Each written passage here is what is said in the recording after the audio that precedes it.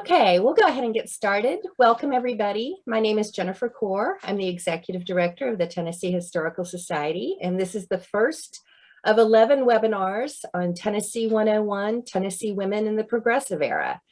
We have 5 up ready to register on our website, so if you don't see 11, don't panic. We're going to do 5 between now and the holidays, and then we'll pick back up in the new year, and we'll do 6 beginning in the middle of January. So right now you can sign up for 5. Before we get started, I'd like to go over a few things that will help you enjoy this experience. This is how you register. If you haven't registered for the 5 that we're having this fall, you're going to go to our website, to the programs page, and where you see Tennessee 101 in purple, that's the series that we are currently doing. You can see the previous series that we've done with Dr. Carole Bucy there, and those have been recorded and left on our website. If you just can't get enough of Tennessee history, you're welcome to go back and watch our previous offerings. This is the page. Each one of the particular webinars has its own individual page. And so here's where you'll go to register. And let me show you a close-up of that. Off down there to the side, you'll see register. So you'll click on that and put your information in. And then you'll also see that we have resources for you. And one of the resources that we have is a Padlet. Padlet is a fancy way of saying cloud storage.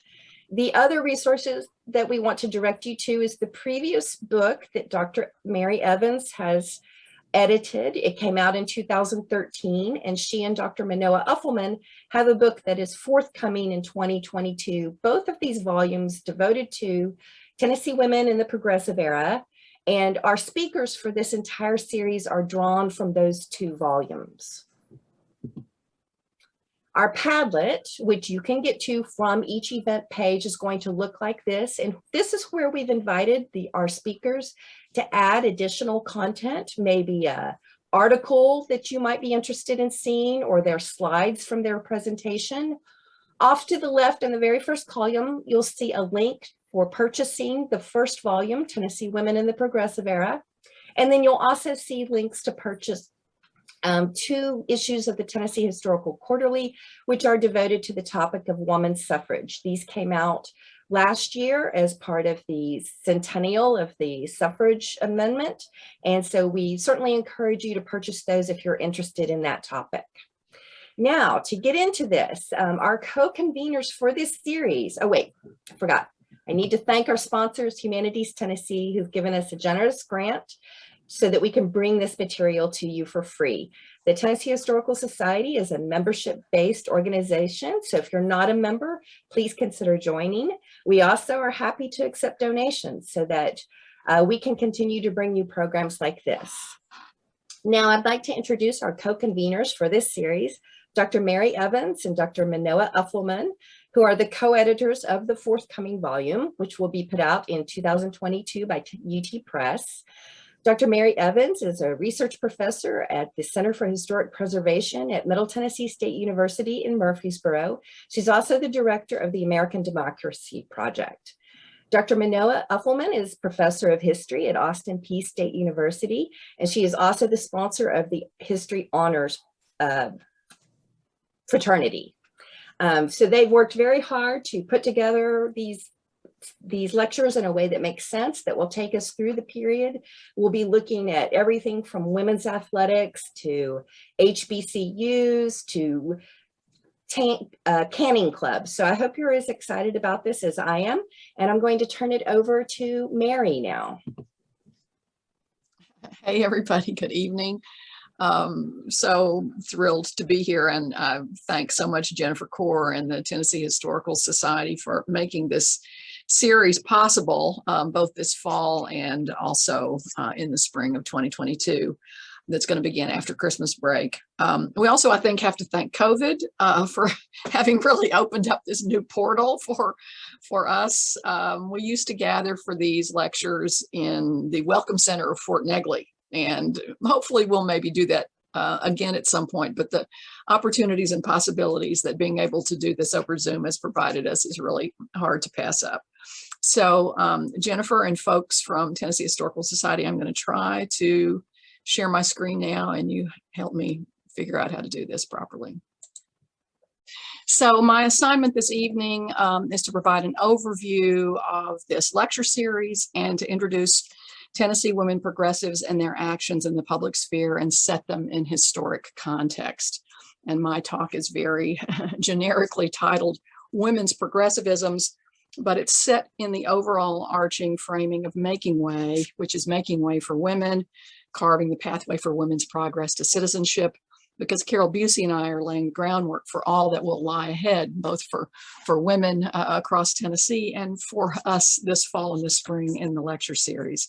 So to set this up, if I may, I'm just going to share a little publication and presentation history, because as a social historian, I've long been interested in race, class, and gender. And when I moved to Tennessee from my time in graduate school at the University of Chicago, and then for several years having been a research fellow at the Smithsonian Institution in Washington, I was learning about all the wonderful research that had been done in my absence in preparation for the 75th anniversary of the 19th Amendment, which was back in 1995.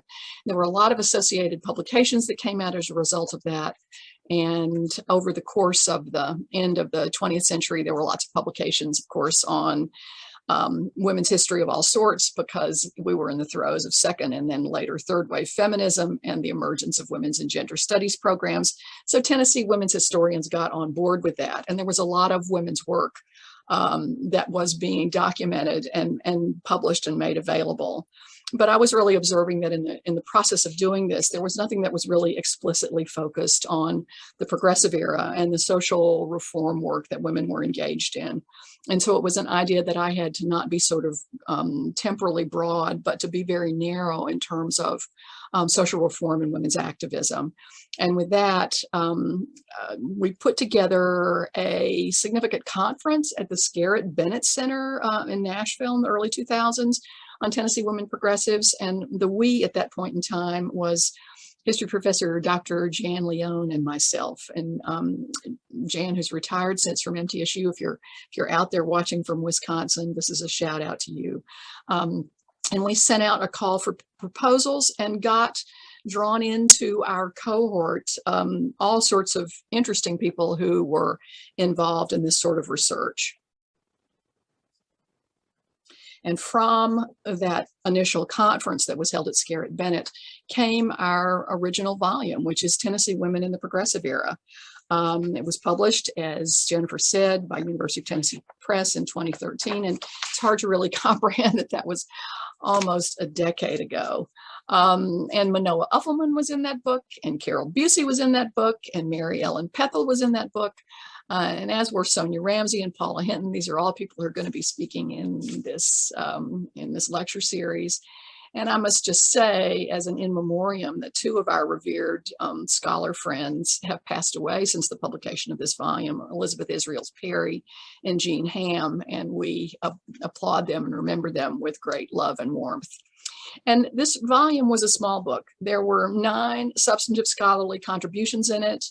And we were very honored at the time that then Executive Director of the Tennessee Historical Society, Director Emerita Ann Toplovich, asked us to do a lecture series at that time on this particular volume. And we did hold that series at the Fort Negley Welcome Center. And it was a great group of women and folks who came to watch it. I must say a decade ago were pretty small in number, because I think we were still awfully consumed, at least the Tennessee Historical Society was, on the Civil War. And I'd like to think that since the centennial of the 19th Amendment, we as a state have moved on to sort of broadening what our historic loves can also include.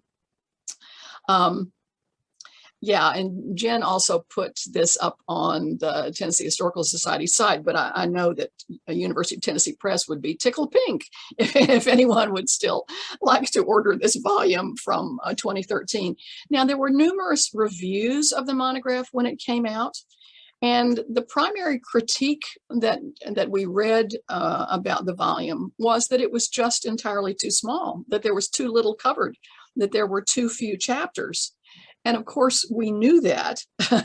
We understood clearly that it was a first step. It was an entry into this work. And so we immediately set out to do a second volume. And note that I had edited the first one on my own, but for this second volume, and Manoa Uffelman has joined in with it as being co-editor. She's a professor at Austin P, and she'll be speaking next week. And both, as I said, Carole Bucy and Mary Ellen Pethel from the first volume came to join us in the second volume, and you're going to hear from all four of us 2 times actually over the course of this series. And the new volume will be in hand in 2022. And I will point out that this cover image that I am providing here is totally made up. It's just me being a little bit of a graphic designer. How University of Tennessee Press will render it, I can't quite know. But again, when the reviews were being written about the first volume, it was said that we needed more work. And we were clear that that was the case. And we're real excited, very excited, really ecstatic as a matter of fact, because we knew we had only scraped the surface with that first volume. But in this second volume, we're pleased to present it with 16 contributing scholars who are markedly expanding our knowledge of the work of Tennessee women progressives. And so thus we've doubled the size. And please note that explicitly we're using the concept of public women in this, because through their public work, Tennessee women progressives were the agents of their own citizenship, and despite being denied that status until 1920. And their actions and conduct showed them to be clearly, explicitly public women, shouldering the responsibilities that the national framers understood to be the work of citizenry. And we use that term because it was a term that was utilized to refer to public men back in the 1780s in the writing of the Federalist Papers, and Alexander Hamilton enjoyed using the phrase public men. The second volume showcases the education earned, the associations organized, the service performed, the politics maneuvered, and the suffrage achieved by average Tennessee women across the state at the turn of the last century who were working to change society. The new anthology is, as I've said, double the size of the first volume, and the essays can be organized in numerous ways, and Manoa and I have considered many ways in which to structure them.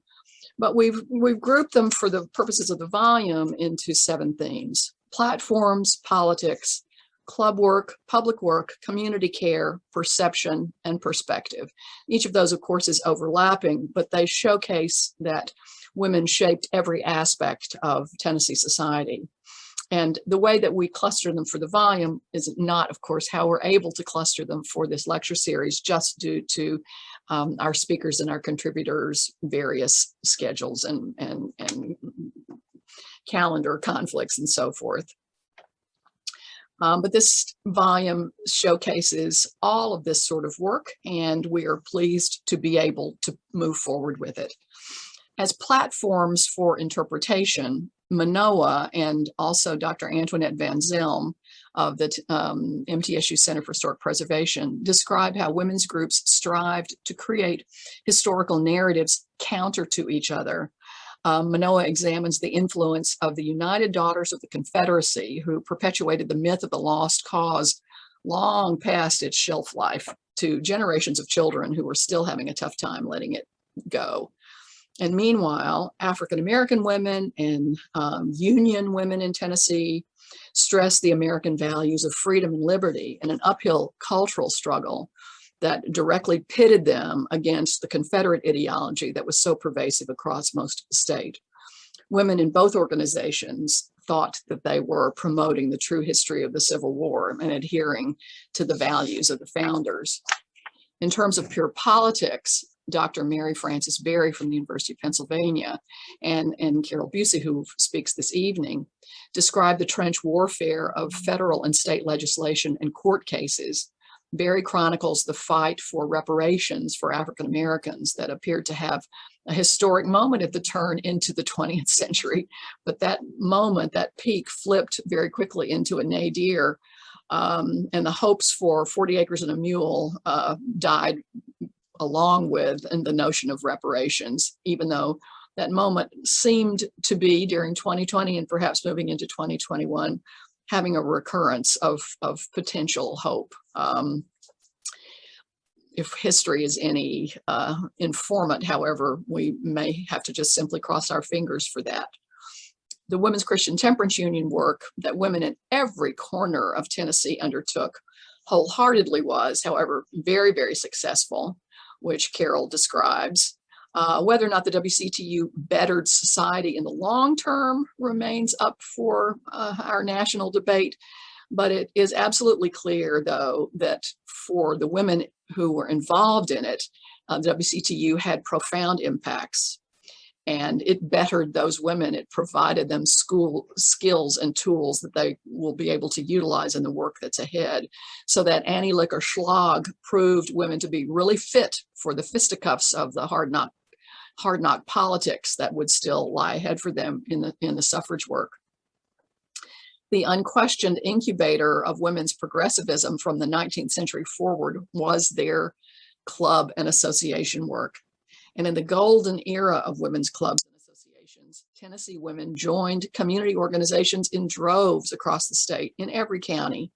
And 3 scholars in our volume provide a sampling of what the intense coming together of women of energy and purpose looked like 120 years ago.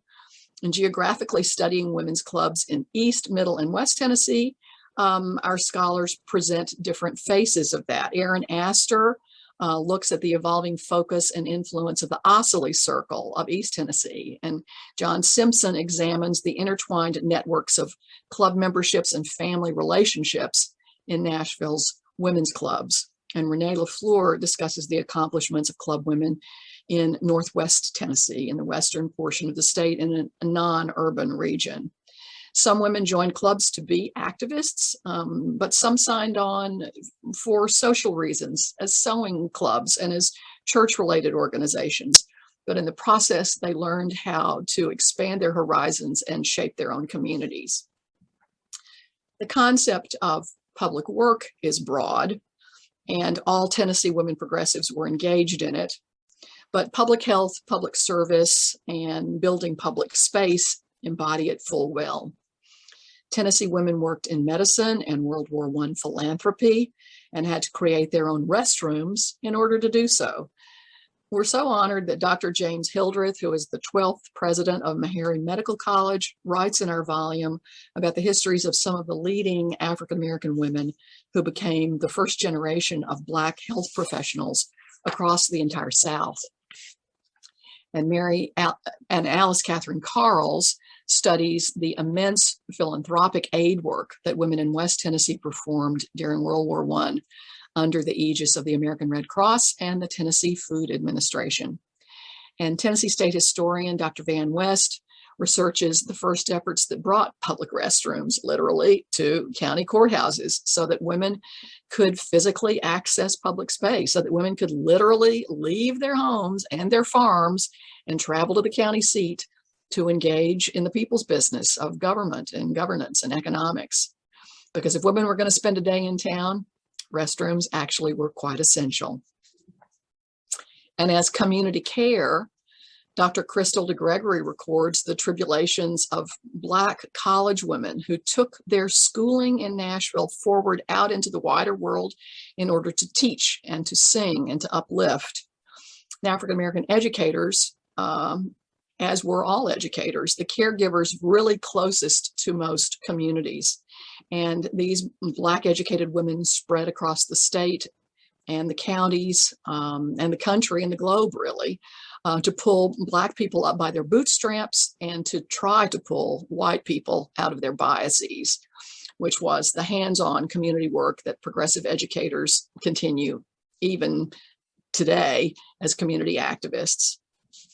Community care for the elderly also continues today as Social Security and Medicare, but before these needed safety nets came into being, elder care was honestly originally direct community responsibility. And Mary Ellen Pethel gives the history of a Nashville nursing home that was started by women for women during the progressive era. And it was established as a community care facility for worthy women who were without the means to care for themselves. Through newspapers printed in most small towns across the state in those days, Tennesseans' perception of the issues of the outside world were brought into home communities. examining how rural newspapers covered suffrage. Melanie Schemberger's lead is that hometown papers spelled out for Tennesseans what sea changes would be coming their way if, in fact, women were granted the right to vote in the state and in national elections. Aubrey McDaniel looks deeply at a sample of certain small towns in rural Tennessee and determines that women were absolutely ready for those changes. She uses, among other tools, newspapers as part of her resource base. Women's perceptions in rural Tennessee had been maturing through the 19th century and into the 20th. And they began to see clearly the need to harness the vote in order to accomplish all of their goals that would better their families and the society around them. And in true perspective, Miranda Fraley Rhodes writes the history of the women who wrote the history of the women who wrote history. She puts it into perspective for us by pointing out that deep divisions have characterized the Tennessee women's suffrage movement and pretty much every aspect of whatever we've achieved in society, for good or bad, over time. And that despite infighting and turf wars, we've honestly made some pretty proud jumps forward. So, here's to more of those. And these essays are in the new volume, along with the essays in the first volume. Together, they collectively give us hope. And these chapters, these articles, and the talks about them demonstrate the incredible variety of the activities of public women as they constructed and took their own citizenship. So we mark how they took it by the success in Tennessee of the 19th Amendment. We tend to use that as our hallmark. And in 2020, despite COVID, it was a splendid year to be able to celebrate that achievement. The political parties were united in 2020 in celebrating the 19th Amendment victory in Tennessee 100 years prior. And there was so much irony in that, as many women's historians have pointed out over the course of last year, giving talks about the centennial, that you can't be pro-women's suffrage as a historic artifact and yet do everything in your power to limit and restrict voting in 2020 and in 2021 and 2022. Tennessee is certainly considered a divided state now, and it was certainly divided 100 years ago. But there's a big difference in 1920, is that Tennessee was not viewed then 100 years ago as a deep South ultra-conservative state, as we're considered now.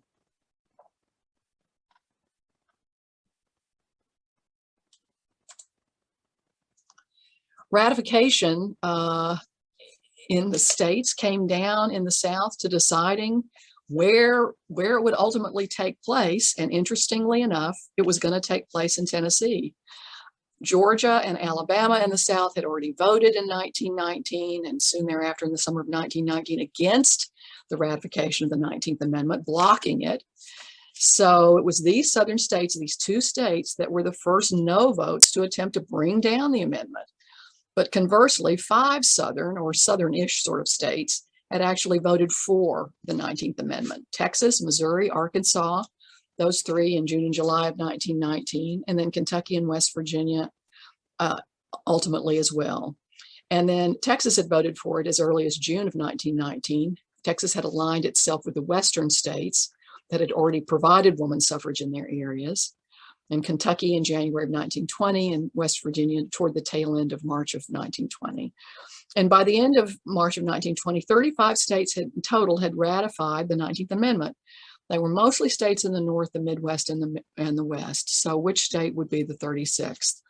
And there was hope that some final northern state would bring it in and solidify it. There was great hope in Delaware. NASA and its persistent leader, Carrie Chapman Catt, had thrown all their efforts in bringing in Delaware in the spring of 1920. But then in early June, the Delaware legislature voted it down. So then who was left? And 6 southern states had expressly rejected the 19th Amendment, not only Georgia and Alabama, but by then also South Carolina, Virginia, Maryland, and Mississippi. And most of the states that had not yet voted were either antagonistic and unsympathetic to the cause, or were really rife with their own internal political struggles within the state, such internecine warfare that was going to block their legislatures from meeting and from coming to a positive conclusion. So the South had been generally the least likely region of the country to bring in the 19th Amendment, and options were quite narrow. In the North, Vermont's governor had stood in the way of calling a special legislative session, and Vermont's vote wouldn't come until 1921, so it missed the mark. And Connecticut's legislature would meet in the fall of 1920, so there was some potential there. But the vote, if it came in, would be too late in the election cycle to be of any consequence. So what would happen if it were to happen in the South? Could Louisiana do it? What about North Carolina, Florida, and Tennessee? They had not taken up the vote yet. Florida wouldn't. North Carolina was potentially in play, but its legislature voted to postpone the discussion and then voted it down. And Tennessee seemed like perhaps the suffragists' only chance. So anyway, you see sort of my layout and my humble little map that I did. Right after the 1st of July of 1920, Louisiana did vote, but they rejected the amendment, and thus it looked like it was going to come down to Tennessee.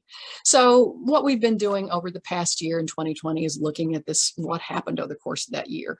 We know that in Tennessee, we had some powerful players. We had Sue Shelton White, who was with the National Woman's Party.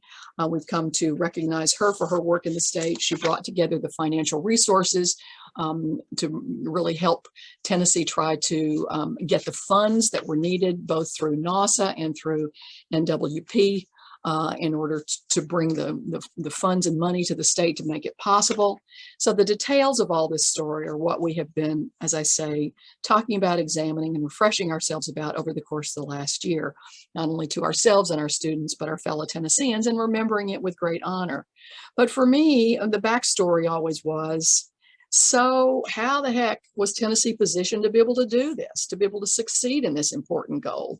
And what made it accomplishable here, given, we've got 95 counties with lots of microcultures. We have our 3 grand divisions of East, Middle, and West. How could we possibly do it? And the answer to the question is really simple, that women began moving.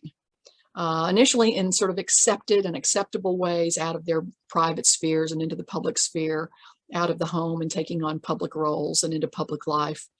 But it was happening widely across the state, in rural counties, in rural communities, in Tennessee small towns, not only in the big cities, which is sort of historically what we tend to know about.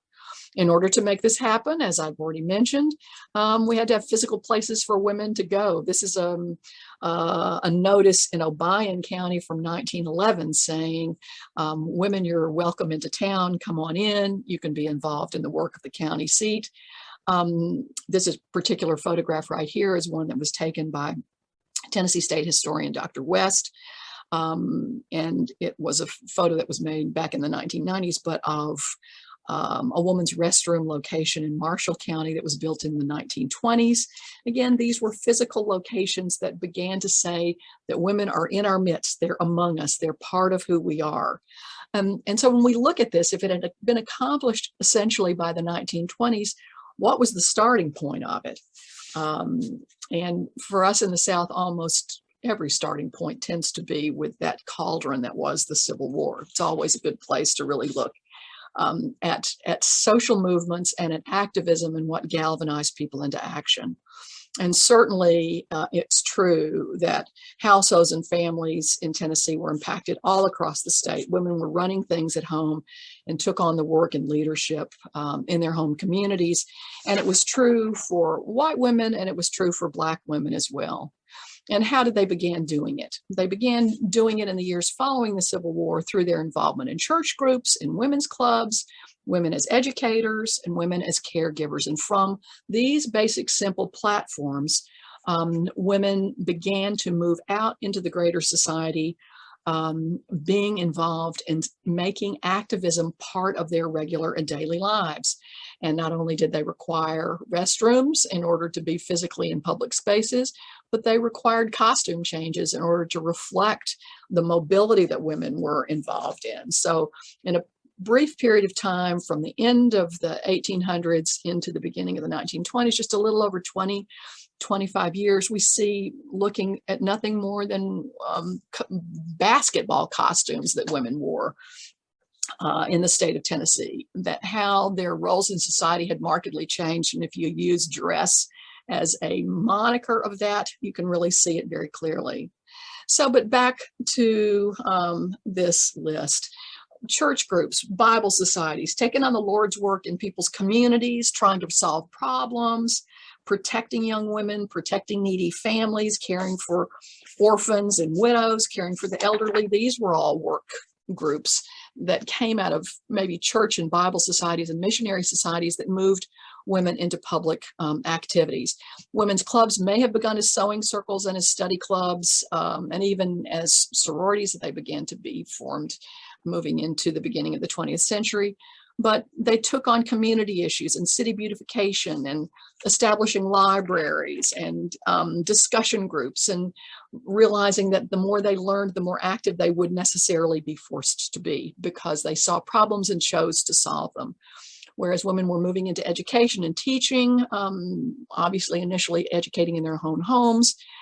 They're moving out across the state. They're lifting while they climb, both in white and Black communities and societies. They are being the exemplars of respectability and making their voices heard and educating in every possible way in which they can, in settlements and in mountain communities and in small towns and the most rural communities everywhere. And caring and nursing and public health, and moved into any form of supplying milk, supplying food, supporting the elderly, providing care for elder care homes, doing public cleanup, city drainage in public health, taking on municipal projects. These were all component pieces of ways in which women were naturally extending themselves in easy ways moving forward. And then rural work was involving tomato clubs and canning clubs, and women were becoming postal clerks and shopkeepers. They were multitasking. In urban areas, they were taking on jobs as secretaries and clerks and working in factories and in every capacity that you can imagine. And a lot of it was, of course, racist, and there were tenuous relationships between Black and white women. And was it political? Because that's another core question. Well, yeah, all of it really was political. We don't have a narrow definition of political here. We're very broad. We're understanding that political action is action in societies. And women's advocacy in the church addressed constraints of religious patriarchy. And then Black women challenged authority in freedmen's courts, and white women were taking on issues in their county courts and often being shot down and voted against, but their voices were being heard. And women were standing up against lynching, and women were providing support for World War I, and women were being involved in fighting alcohol, temperance, which was considered a highly conservative issue, certainly highly political. But certainly temperance unions were in every single county across the state of Tennessee, if we believe the historians on this. And if it's true, imagine a map in which every one of the 95 Tennessee counties was dotted, pretty much every little town across the state, in which women were involved in fighting alcohol. And similarly, what about suffrage societies? How widespread were those? Maybe not so many, but honestly, the more we're studying, the more we're learning. They were pretty much in every little county across the state. And, you know, trying to map those and explain what those looked like, you begin to overlay that this was not just an urban phenomenon isolated into the major cities of Tennessee. It was literally widespread.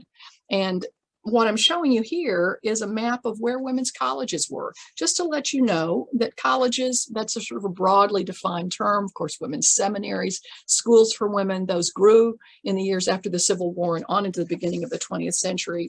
But these were institutions that educated women and provided ideas that were inspiring and were cauldrons of concepts and change.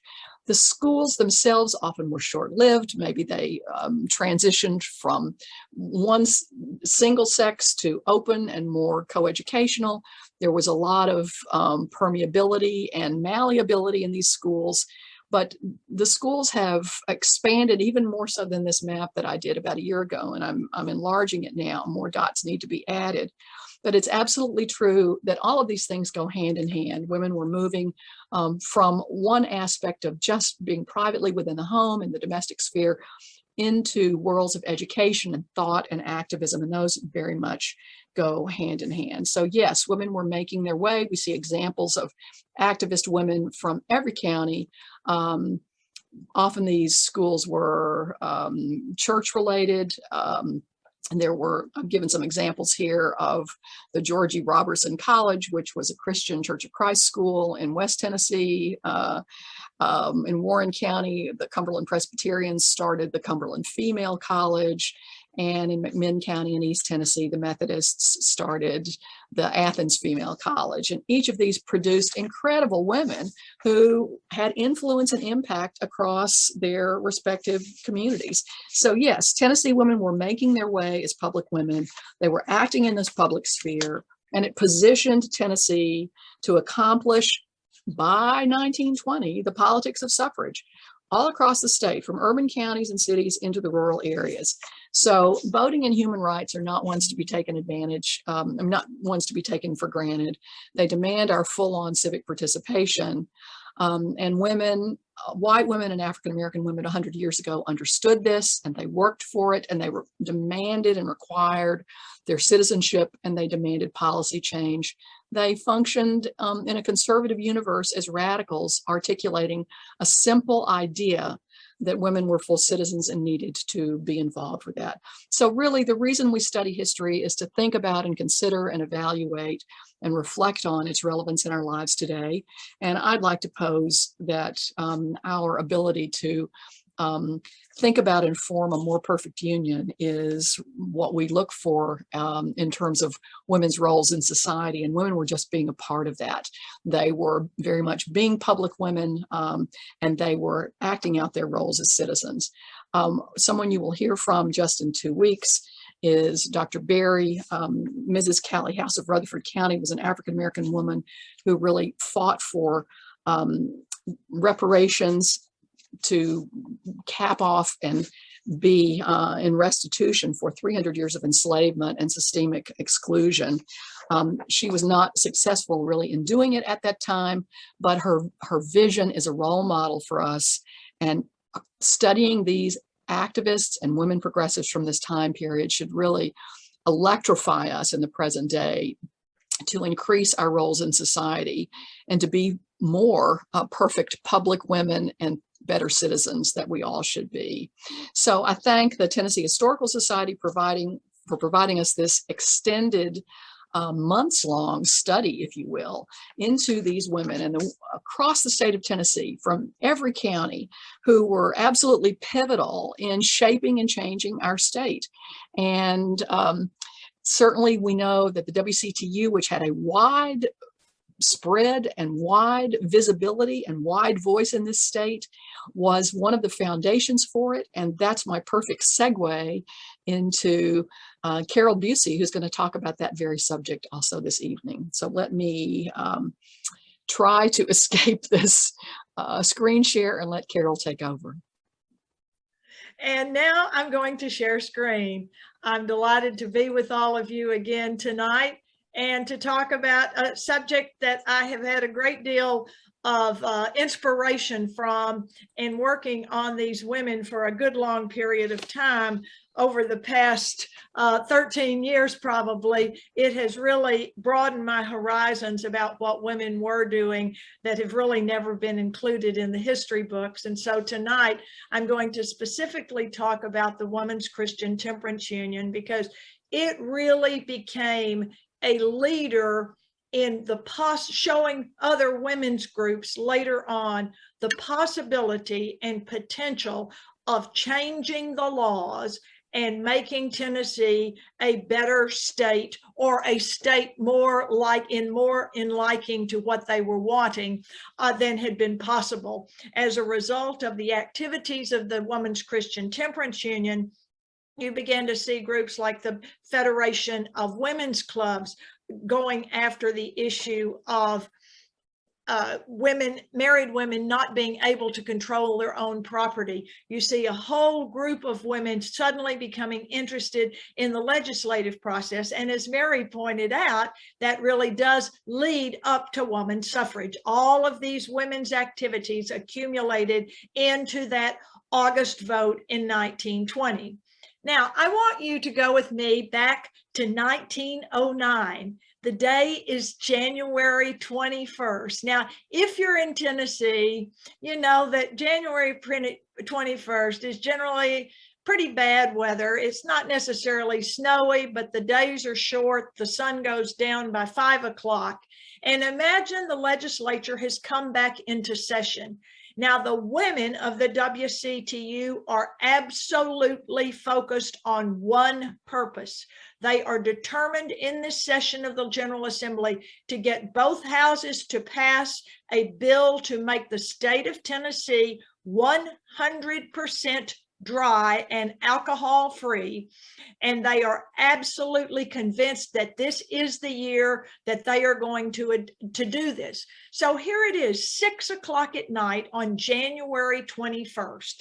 The bill had passed both houses. It had been sent to our governor, Malcolm Patterson, for his signature. He promptly vetoed the bill, and it goes back to the houses. And on January 21st, about 6 o'clock at night, you certainly hear a lot of noise coming out of this Capitol building, because the women are up there filling the hall on the second floor between the House chamber and the Senate chamber. And they start singing as soon as they hear the word, "Tennessee has gone dry, Tennessee has gone dry. Glory, hallelujah, Tennessee has gone dry." Now, what led up to this moment, and how had these women been waiting for this, but also actively working for this for such a long period of time? These women had worked without pause, especially the leadership of the state WCTU local unions, as well as the state union here. The state president was the woman you see on the right-hand side of your screen, Selena Holman from Fayetteville. She was well known across the state of Tennessee in 1919 when Tennessee went dry. She was a very well-known figure, primarily because she had had the audacity about 20 years before Tennessee went dry to challenge the editor of the Gospel Advocate, a Christian newspaper published in Nashville, about his position on women in the church. And for about 15 years, editor David Lipscomb and Mrs. Holman conducted a debate on women in the church. Neither one of them budged an inch, but it certainly gave her name recognition because that readership of the Gospel Advocate was so well read, and it had such a large distribution. Now, the woman you see on your left is the woman who really set the stage, and if anything, she sort of brought in Selena Holman. Lyde Merriweather was from Memphis. She was not the organization's first president. She was its third, but she was the woman who really got the organization really going. She was committed to the organization having chapters. She, like Holman, was a very inspirational woman. She was willing to travel across the state, recruiting and selling the idea of every community needing a woman's Christian temperance union in their own community because of the evils of alcohol. Now, first and foremost, the WCTU was a domestic violence program. That was what they were trying to fight and what they felt that Prohibition would achieve. Now, the day that these women are singing in the Capitol at 6 o'clock p.m. and rejoicing, here are three women who equally were rejoicing, but they were not at the Capitol: Jane Woodson Early, Lucy Tappan Phillips, and Virginia Broughton, all three African-American leaders in the cause of Prohibition, and they worked actively on their own track, separate but equal, but they worked actively for prohibition and made a significant contribution, but they were not included in the events of watching what the legislature was doing. And this was a bittersweet moment for these women too, because of the things that led to the fact that the General Assembly did decide to vote to go dry, and Tennessee became a dry state. We certainly weren't the first. We were, I think, about the 8th or 9th. Several other states by this time had begun to go dry, and Tennessee had joined that list of states that had gone dry.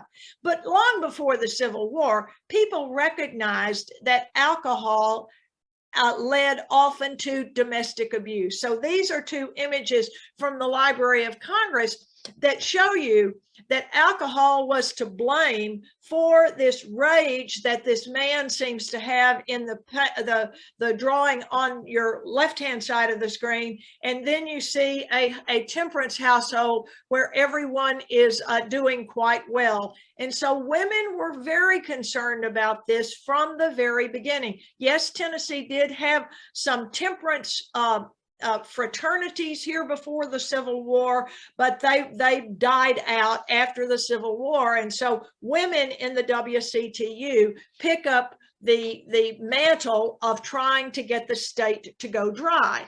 And there were several different initiatives, and from time to time, the legislature would get involved.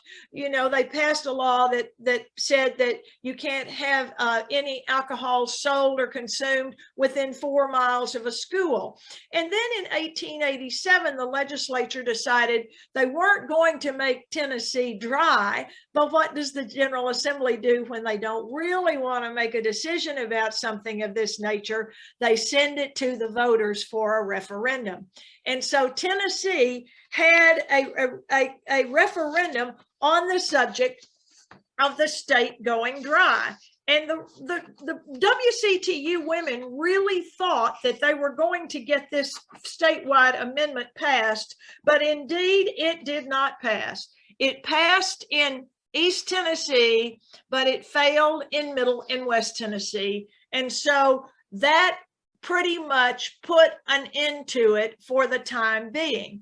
Now, it is about this time that nationally, we see Frances Willard becoming the national president of the WCTU, and she will have a great deal of interest in what's going on in the South. She had been one of the founders of the organization. Here you see her on the left. She is a very controversial woman in history. She had a great deal of charisma. She had an enormous following of women, but she also was openly racist in many of her remarks, and she carried on a very intense debate with Ida B. Wells over African-American women coming together with white women, and also on Ida B. Wells' cause, which was a constitutional amendment to ban lynching in the country.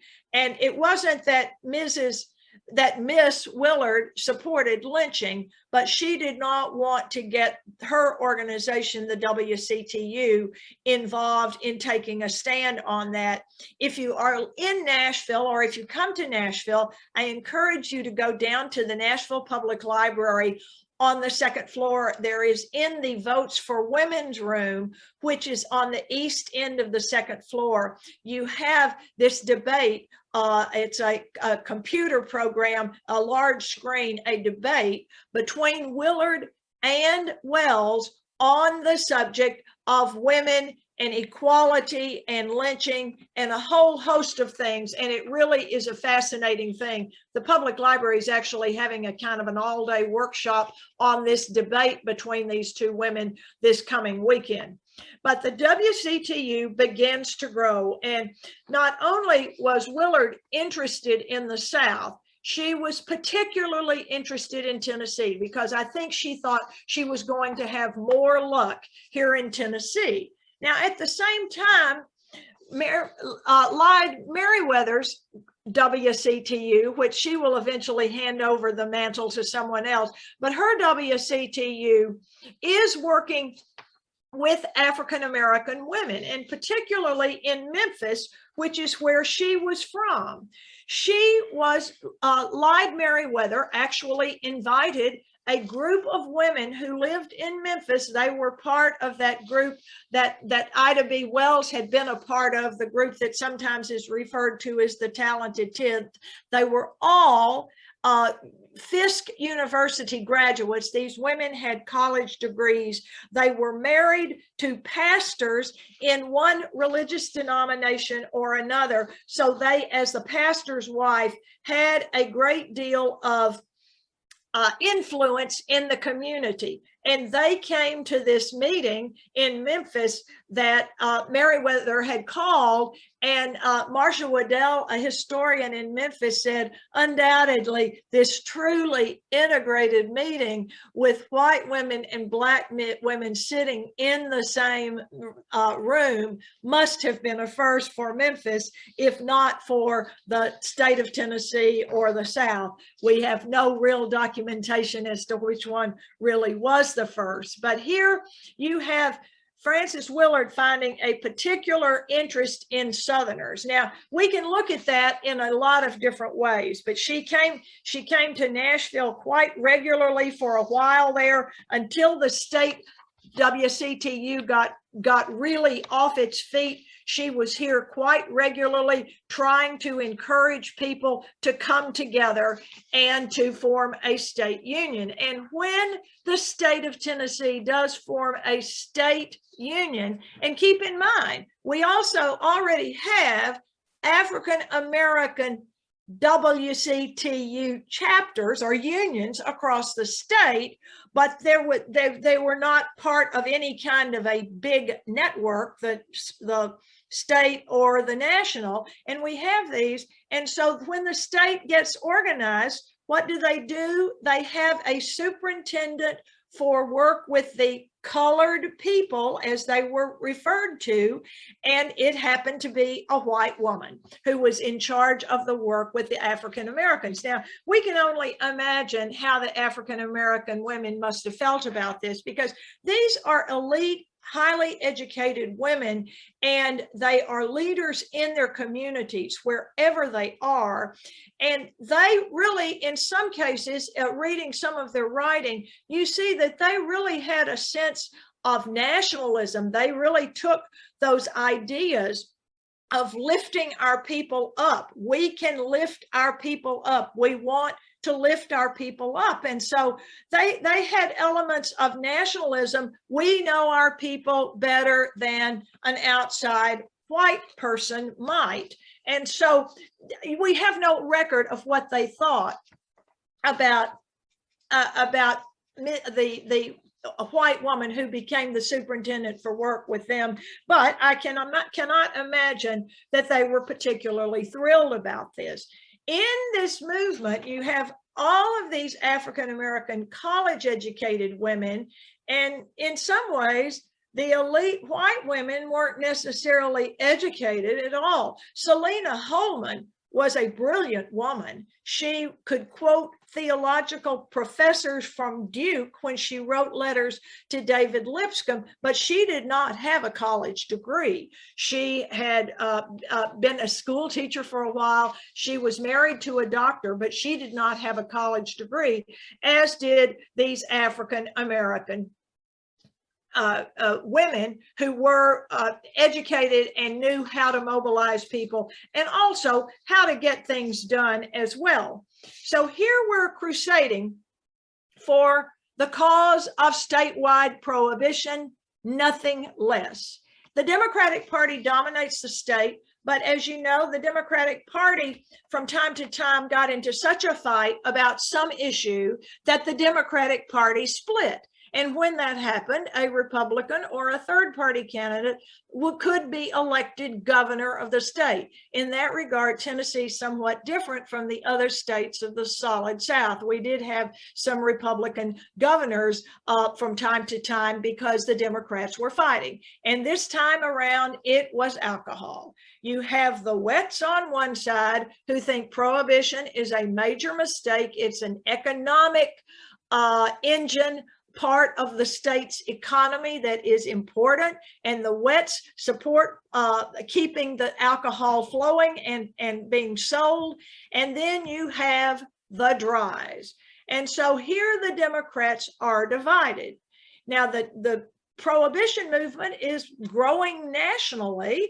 And after the Tennessee WCTU got really going here, you will see a group of temperance supporters, not in Tennessee really, but industrialists who had come into East Tennessee, going to found the town of Harriman as a completely dry town and community with a temperance university. And of course, the WCTU had some conventions in this building because this was what they wanted to see happening across the state.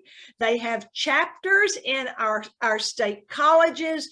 Co-eds are encouraged to support prohibition and don't date those boys who drink. And then you see cartoonists beginning to get involved in this notion of prohibition as well. And so here the momentum is beginning to build, but it is particularly beginning to build in Tennessee. This steamroller, this tsunami of a wave is coming to Tennessee, and the alcohol supporters are going to have a hard time stopping it. The WCTU has its national convention in Nashville in 1907. It had had one in 1887 in Nashville, the year of the unsuccessful referendum on the state going dry. And now in 1907, they're going to have a national convention. And this really, the idea of having this national convention really made the numbers of members in the WCTU soar. Here you see in the middle of this picture in the Tennessean, Selena Holman, who is the state president at this particular point. Now, enter the scene a political opportunist, Edward Ward Carmack. Edward Ward Carmack had grown up he had been born in Sumner County. He grew up in Columbia.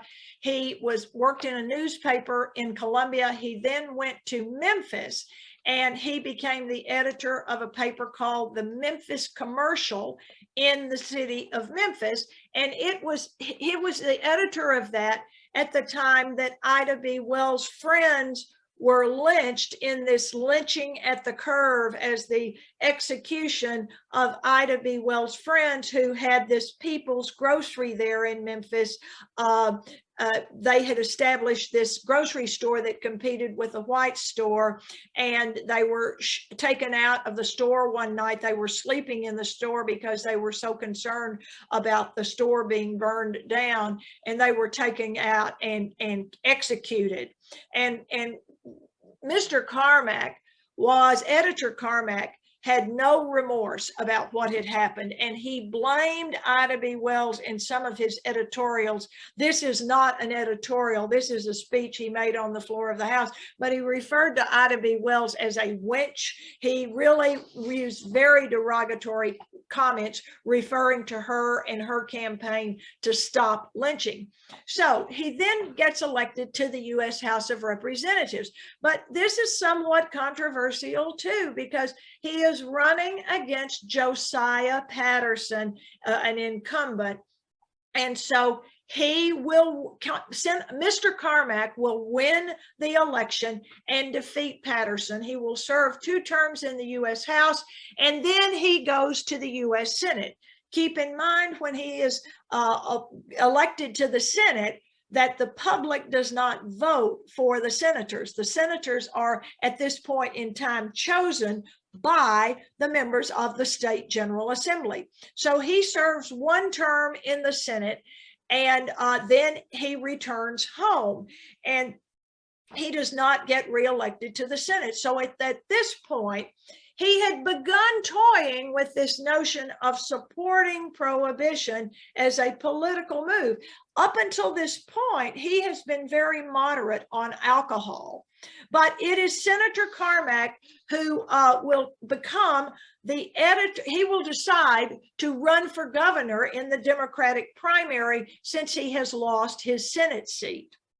There he is as a young man with Ida B. Wells. And here he is on a 1907 cover of Harper's Weekly. He was considered in some circles as a national political candidate, possibly as a vice presidential running mate.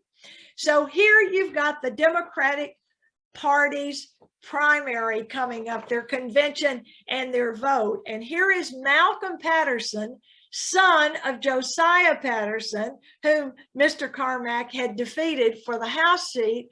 Josiah Patterson's son, Malcolm, is the incumbent governor, and he defeats Senator Carmack in the primary election that summer in 1908. Now, this is where politics really invigorated the women of the WCTU.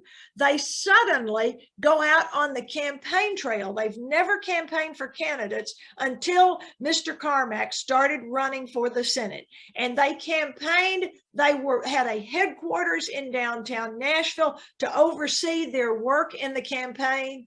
They campaigned all day long on election day, parades and various other things. And then he lost. And they were devastated by that. They closed up their headquarters. They had been so certain they were going to win.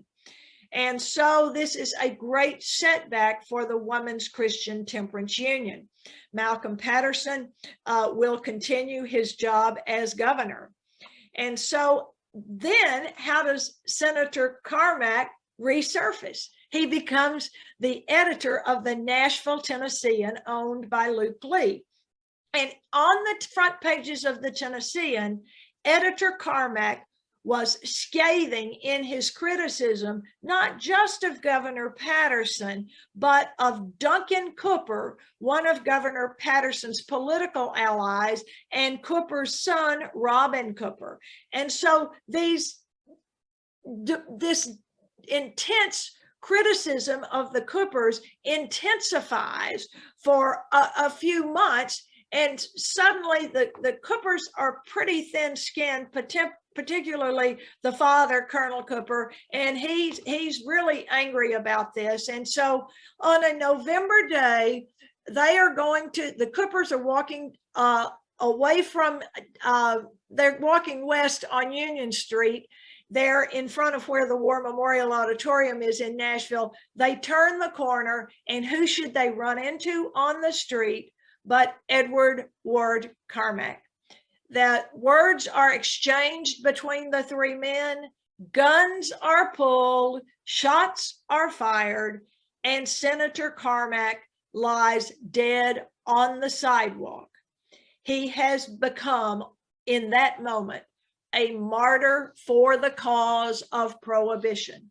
The women are devastated, but they do see the opportunity in his death, and they are determined to have memorial services for Senator Carmack all over the state in the towns where the local unions were located.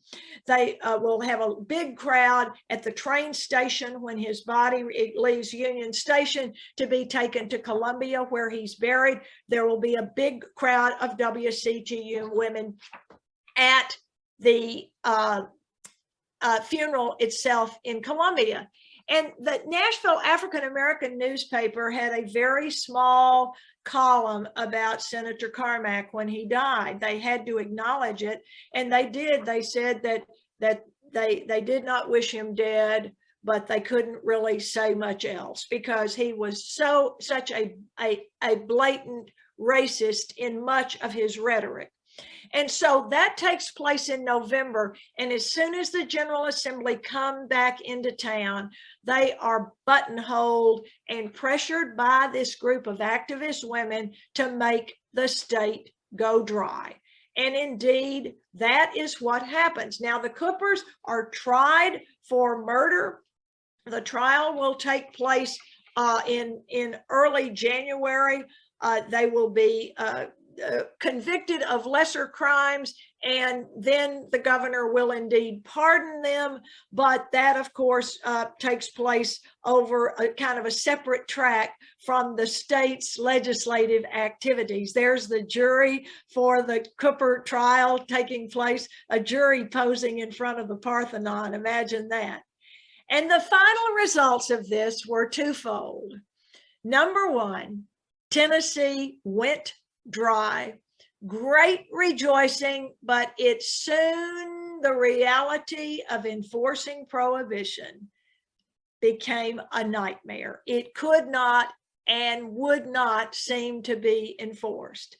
And so the real price of this vote for prohibition was that a Republican who was a supporter of prohibition, Ben Hooper, he was also a progressive, Ben Hooper is elected governor. And then the Democrats will pull themselves together supporting another dry Tom Rye.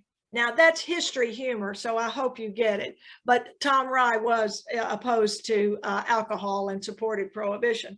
And so the Democrats' hold of the governor's office won't last too long, because women's suffrage will create another divide in the Democratic Party, and a Republican will get elected governor of Tennessee again. And so Tennessee went dry. The next years became very frustrating for the Women's Christian Temperance Union. They supported law enforcement. They were unable to see that the law enforcement was taking place. Selena Holman died in 1915 of the results of an appendectomy in her hometown in Fayetteville. The WCTU raised the money, and initially they were going to have a statue with a fountain. They were going to have a fountain in memory of Senator Carmack, but they settled for this sculpture of him, this statue, which overlooks Legislative Plaza. And due to the way the streets on the east and west side of the Capitol are, Charlotte Avenue is a major thoroughfare in Nashville. And so as long as his statue was up there, it appeared to people who knew nothing about Tennessee that whoever this man was probably one of the most important or historically significant people in Tennessee history. And the irony of that is our three presidents are over here on this side street, but because that street is almost impassable due to state employee parking there, that which is the front door, you can't really see Andrew Jackson, the statue of Andrew Johnson, the grave of President Polk, or Alvin York from very well. You can't see those. And so Senator Carmack is no longer standing there. His statue was pulled down during some of the protests as a result of the death of George Floyd. It is in safekeeping. It doesn't seem to be getting ready to go back up. There's some debate in the General Assembly as to what they are going to put there. But on the backside of this big platform that they've got him built up on, his pledge to the South, this speech that he made while a member of Congress, is there for people to read.